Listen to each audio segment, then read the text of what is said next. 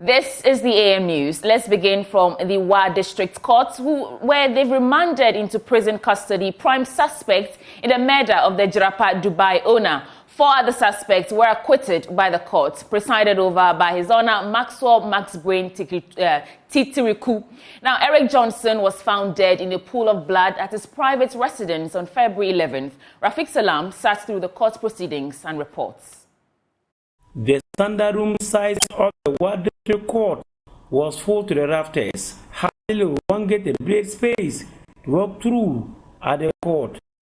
Leading the prosecution, Chief Superintendent of Police, Lawyer Abdullahi Ahmadu Ali Chao, first informed the court of the change in the charge sheet and also prayed for 4 of the 7 suspects to be and acquitted. They are Michael Kuluge, Favor Nobe, Foster Dokuru, and Brian Makasim. Eliza Mahama Akwanyiche, 32, Belinda 26, and security guard Kwiku Kombata, 56, were ever slapped with 2 charges: conspiracy to commit murder and murder. The 2 has however denied the charges leveled against them. Chief Superintendent of Police, Lawyer Abdullahi Ahmadu Ali Chao, presenting the facts of the case, disclosed that the prime suspect, Eliza Mahama Akwanyiche, who is the former human resource manager of Royal Court Hills Hotel, Dubai, was 9/2024, together with his girlfriend, front desk officer, Belinda, was sacked for allegedly having multiple sexual relationships with more than 4 female employees of the hotel, which resulted in infighting and unhealthy rivalry among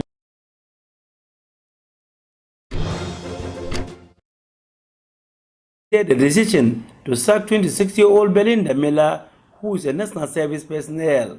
The prosecution further disclosed that Eliza Mahama entered the private residence of Eric Johnson on the night of February 10, 2024, scaling the fortified fence wall with the aid of an aluminum ladder. Available phone records to the investigators indicated that he placed several calls to his girlfriend, front desk officer Belinda Miller, whilst at the private residence, asking her where he could locate the MasterCard key to Mr. Eric Johnson's room. The first accused entered Eric Johnson's room, stabbed him multiple times, leaving him naked and in a pool of blood. The prosecution revealed that he also took an unspecified amount of money from the room and his private Nissan car key, using the car to go out of the crime scene and later abandon the car at Ribazongo. Lawyer Ahmadu Ali Chao concluded saying they have incontrovertible evidence showing that the prime suspect, Eliza Mahama Akwanyiche, connived with his girlfriend Belinda Miller to kill the chief executive officer of the Royal Court Hills Hotel. The court, presided over by His Honor Maxwell Max Brain Titiriku, remanded Eliza Mahama Akwanyiche to prison custody, whilst Belinda Miller and Kweku Kombata to police custody and to reappear on April 15. The court also asked the prosecution to liaise with the Office of the Attorney General's Department to speed up their investigations. Lawyer Luwanga Bagonduri is the defense counsel for 3 of the suspects acquitted, and he shared his thoughts on the proceedings today. That what has transpired today with the discharge of the accused persons, as the JUPO has said, that investigation is far gone and they are going to nip the suspects into the bud. We are pleased that these poor innocent young ladies and watchmen who have been discharged today would go home and relax. But I also want to say that the police in Ghana would definitely get to the bottom of this matter. If they are interested, and we the people of Upper West, and in particular Japa in general, will give them the encouragement, the support, they will nip the person who committed this clandestine act. It's a disgrace to Ghana, it's a disgrace to motherland, it's a disgrace to us in Upper West. Investors would now be scared of coming to this region. But I will also want to thank the Ghana Police Service for the investigation they have done so far. Usually, I don't comment on cases when they are in court. It's only when they are finished. And I'm not going into the merits of the case. In as much as one of my clients is still being held by the police, we are going to take steps to move and see how best we will have them also enjoy and be liberated. Reporting for JoyNews, Rafiq Salam.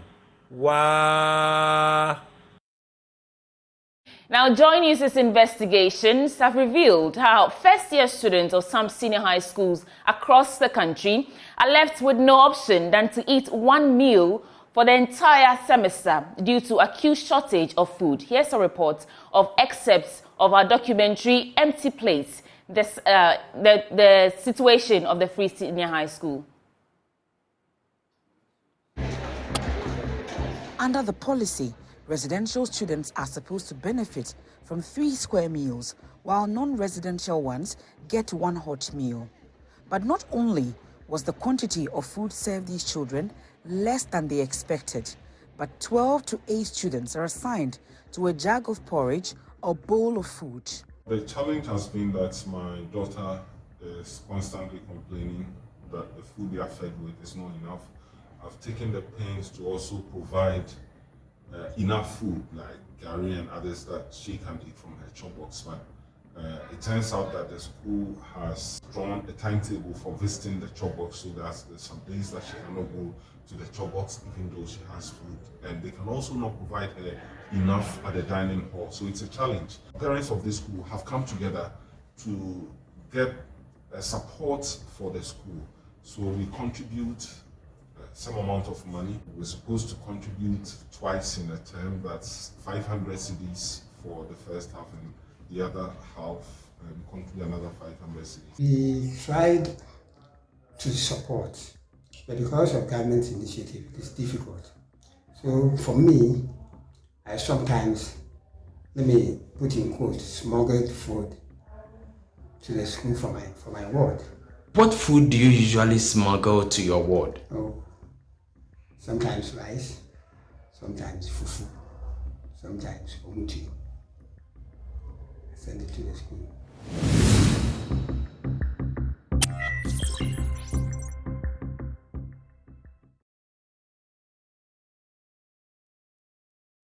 Empty plates, the free SHS promise. We should really look out for that.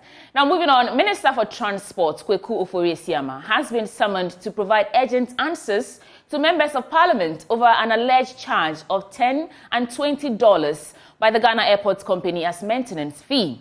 Former Minority Leader Haruna Iddrisu, who raised the issue on the floor, described the charge as illegal since Parliament had not approved the charge. Public importance because what authority does the Ghana Airport Company have to impose fees and charges? And is these charges consistent with the Fees and Charges Act approved by the Parliament of Ghana?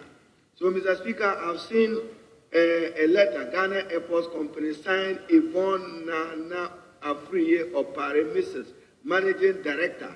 And, Mr. Speaker, I read it for the record.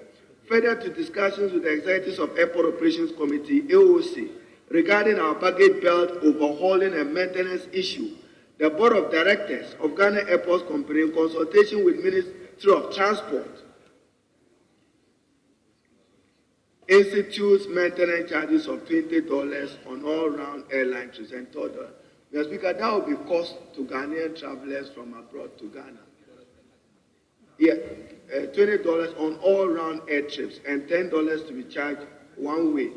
And this fee will be effective May 1st, 2024. Mr. Speaker, I think that the Minister for Transport will have to be hauled by you to this House to explain the authority of the Ghana Airports Company and to explain to Ghanaians where he derives the authority and mandate from, and whether this is consistent with our Fees and Charges Act.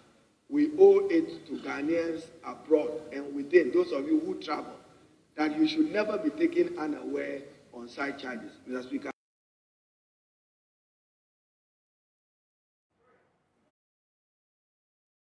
Member of Parliament for Inshaiso, Dr. Stephen Amwa, cautioned the minority against politicizing the move. He was, however, not opposed to calls to bringing the Transport Minister before the House to answer questions. We are trying to adhere to our laws and rules in the country, which, of course, demand that such charges, of course, need the appropriate legal and policy approval, which we all support. I think some of the comments, I'm quite not happy with them, because my senior leader of the opposition party knows clearly that under this regime, I'm a member of the Finance Committee, he's talking about, we're taking steps to deal with all these challenges. He knows. It took us not a number of days, weeks, even if not months. So if we speak as if at present the country is highly taxed and stuff like that, Mr. Speaker, I'm surprised, because that statement is not in good faith.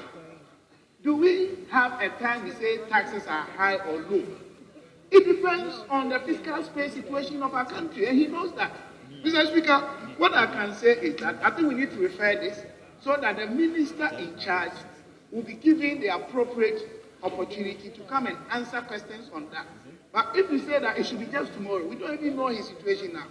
I think as a house, we need to adhere to the needed balance when it comes to our political interest and state issues. Other than that, I think I support what he's saying. But the fact that he's saying that the country is becoming over highly taxed and stuff like that, I always refer to them that between 2014 and 2016, 26 tax items were either introduced or increased.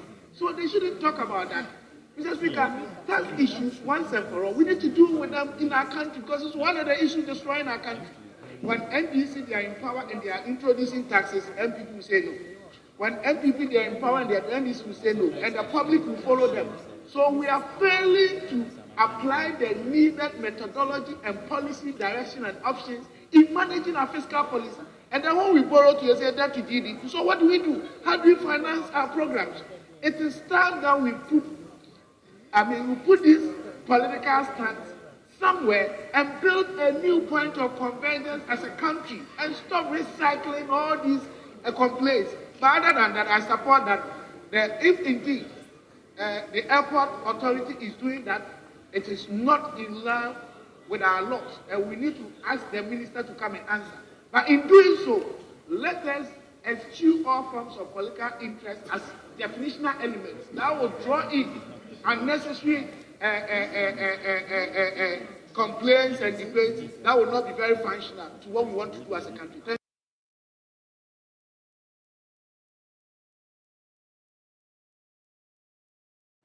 The acting coordinator of the Gulf of Guinea Northern Region's Social Cohesion Project, Elizabeth Ohinewa-Ejei, has indicated that COSO project is working to ensure that the key drivers that propagate insecurity in the event of a spillover of conflict are addressed. She says her team is providing community-level social infrastructure, preparing the ground for an enabling environment to ensure businesses thrive. Martina Bugri reports. The SOCO project is aimed at improving the social and economic resilience of the targeted northern regions in the Gulf of Guinea countries, namely Ghana, Benin, Ivory Coast, and Togo. This is to prevent spillover of conflict from the Sahel regions. In Ghana, the project is being implemented in 6 districts in the northern regions, and 48 MMDAs are benefiting. Elizabeth Ohinewa-Ejei said they are making sure that there is inclusion in all the selection of the project. What SOCO actually does is trying to proactively address these issues by making sure that the key drivers that would propagate insecurity in the event of the spillover of conflicts are addressed. And these, we are looking at addressing it from the point of providing community-level social infrastructure, also preparing the grounds or creating enabling environments for businesses to thrive in terms of the local economic development components, and also making sure that the youth are engaged and then social cohesion activities are actually being actively, or communities are actively engaged to make sure that social cohesion is achieved. If we say social cohesion is achieved, some of the things we are doing is actually making sure that there is inclusion in the selection of the projects that are being implemented, inclusion in vulnerable groups such as women, and even to the extent of herdsmen, disability groups being a part of the decisions that are being made to actually select these sub-projects. But when it comes to the actual state of insecurity, we cannot, because that is for the security personnel to decide. But what we are doing is making sure that the key drivers at the foundational level are being addressed, so that in the event of a spillover, the grounds are not ripe for violent extremist activities to actually thrive. She said over 100 projects have been completed, and most of the rest are over 60% complete. So, like I said, on average, we have about 63% completion across board. So we have about 110 of them currently that are completed. But we, of course, when it's completed, you just don't mark them completed. We'll have to go through the technical cycle of ensuring that all the technical feasibility studies or the technicians who are involved are able to mark them to say that it's been well done, it's been completed, all the liability that has to be done and corrections that have to be done by the contractors have been done. So that is the stage where the 100 and more that I mentioned are at. But all of them are at various stages of completion, most of them from 50% onwards. There are a few that are yet to start for technical reasons. But in the coming year, again, we are looking at the delivery of over 700 sub-projects in this regard.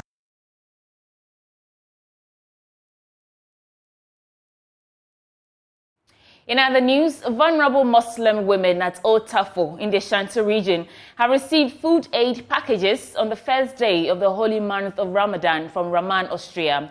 Raman, Austria representative Saeed Tawir told JoyNews that 500 households benefited from the initiative. The charity foundation says that it is required by Islamic teachings to assist the vulnerable. Rice, sugar, cooking oil, and other goods were distributed to each household. An amount of 100 cedis was also given to each of them. Beneficiaries say they are appreciative for the assistance and that the package will help them since they are unable to afford this season. Sahada to Saeed believes the food staff will be extremely beneficial during the month of Ramadan. We thank Allah for the food provided today for Ramadan. We are grateful. The food supplies arrived just in time for Aisha Muhammad's family. If I had not gotten these items, I'm not sure how Ramadan would have treated my family. The foodstuffs would be beneficial.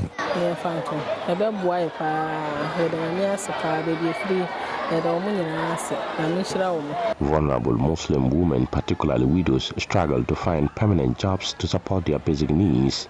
Representative of Rahma Astra, Saeed Toyer, says they distributed the food in honor of the holy month of Ramadan, which is characterized by more charitable gestures and prayers. As you can see, we are in hard times, and inshallah, this is meant to bless and to bring smile to the faces of the less privileged ones in the community.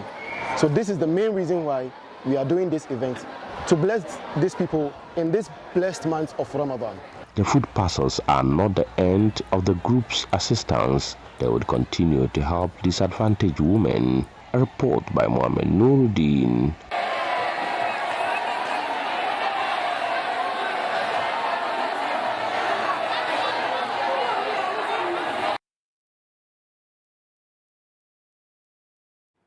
And that's it for the AM News on the AM show. Up next is the news review with me and my guest. Please stay with me.